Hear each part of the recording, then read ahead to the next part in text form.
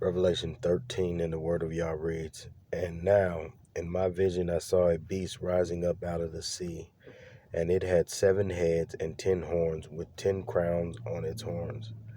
And written on each head were names that blasphemed Yahuwah. The beast looked like a leopard, but it had bear's feet and a lion's mouth. And the dragon gave him his own power and throne and great authority.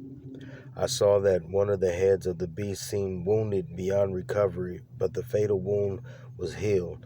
All the world marveled at this miracle and followed the beast in awe. They worshiped the dragon for giving the beast such power, and they worshiped the beast. 'Is there anyone as great as the beast?' they exclaimed. 'Who is able to fight against him?' Then the beast was allowed to speak great blasphemies against Yah, and he was given authority to do what he wanted for 42 months. And he spoke terrible words of blasphemy against Yahuwah, slandering his name and all who live in heaven, who are his temple. And the beast was allowed to wage war against God's holy people and to overcome them. And he was given authority to rule over every tribe and people and language and nation. And all the people who belong to this world worship the beast. They are the ones whose names were not written in the book of life, which belongs to the Lamb who was killed before the world was made. Anyone who is willing to hear should listen and understand. The people who are destined for prison will be arrested and taken away.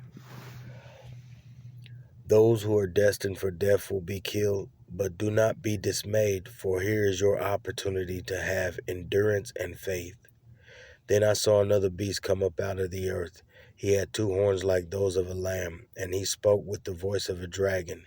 He exercised all the authority of the first beast, and he required all the earth and those who belong to this world to worship the first beast, whose death wound had been healed.